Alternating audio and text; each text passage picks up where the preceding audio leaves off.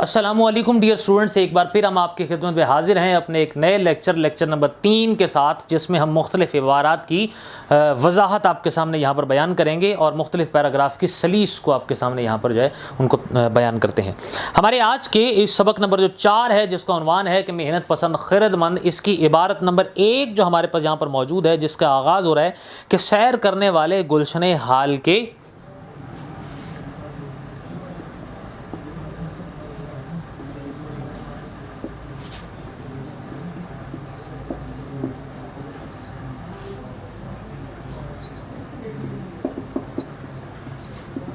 یہاں سے اس عبارت کا آغاز ہو رہا ہے کہ سیر کرنے والے گلشن حال کے یہاں سے لے کر گلزاروں میں گلگشت کرتے تھے، یہاں تک ہے۔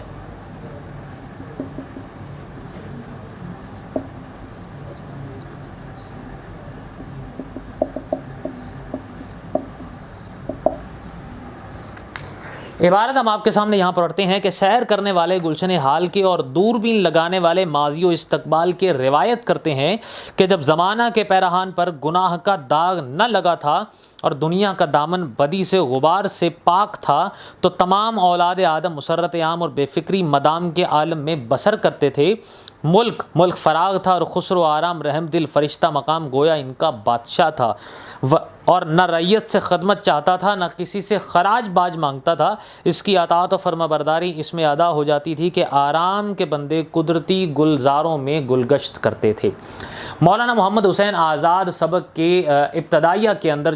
اس پیراگراف کو یہاں بیان کرتے ہیں، اور اس کے اندر ایک مسلمانوں کے اعتبار سے بھی اور ایک انسان کی آرام پرستی کے حوالے سے اس بات کا تذکرہ کر رہے ہیں، اور یہ کہہ رہے ہیں کہ جو سیر کرتے تھے، یعنی کہ ماضی و حال کے جو لوگ ہیں وہ بھی ایک روایت کرتے ہیں، اور حال کے لوگ بھی اس بات، گلشن حال کے لوگ بھی اس بات کی روایت کرتے ہیں کہ ایک زمانہ وہ تھا کہ جب یہاں پر کسی بھی قسم کا کوئی پریشانی، کوئی مصیبت، کوئی تنگی، کوئی افلاس، کوئی غربت، کچھ بھی یہاں پر موجود نہیں تھا، اور ہر ایک انسان بے فکری کے عالم کے اندر اپنی زندگی کو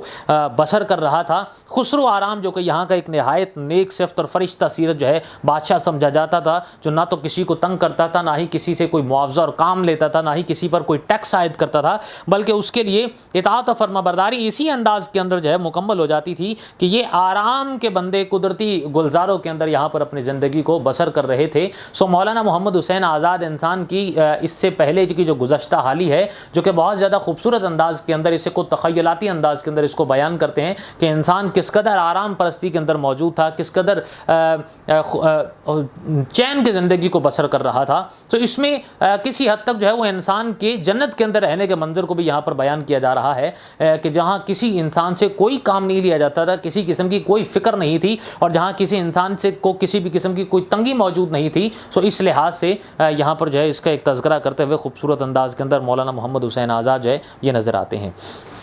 اگلی ہمارے پاس جو یہاں پر عبارت جو موجود ہے، وہ ہمارے پاس عبارت جو آغاز ہوتا ہے جس کا کہ ٹھنڈے اور میٹھے پانی نہروں میں بہتے تھے۔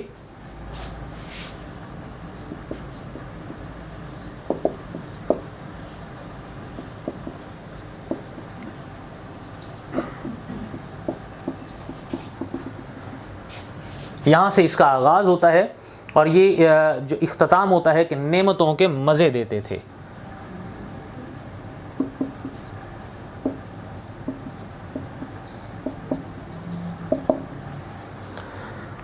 عبارت ہم آپ کے سامنے یہاں پڑھتے ہیں کہ ٹھنڈے اور میٹھے پانی نہروں میں بہتے تھے، چشمے اور لوگ جھکتے اور منہ لگا کر پانی پیتے تھے، وہ شربت سے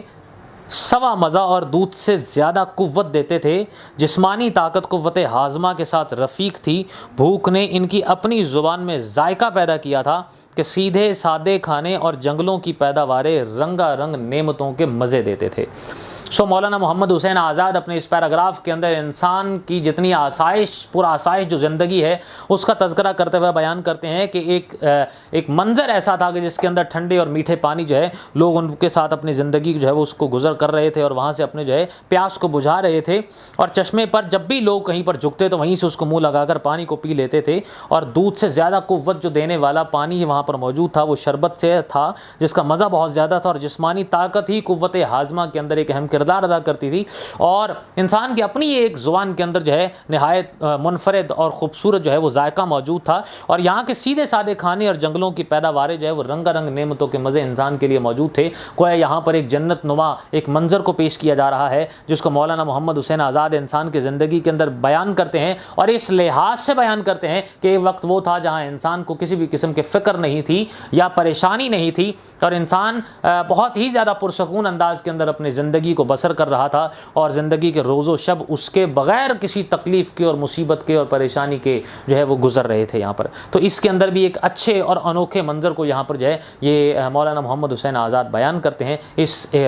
پیراگراف کے اندر، اور یہ ہمارا اقتباس یہاں پر جو دو اہم جو اقتباسات تھیں جو ہم نے یہاں پر آپ کے سامنے یہاں بیان کی، اور اس کے بعد ہم اپنے نئے لیکچر کے ساتھ دوبارہ آپ کی خدمت پہ حاضر ہوں گے۔ تب تک کے لیے دیجیے اجازت، اللہ حافظ۔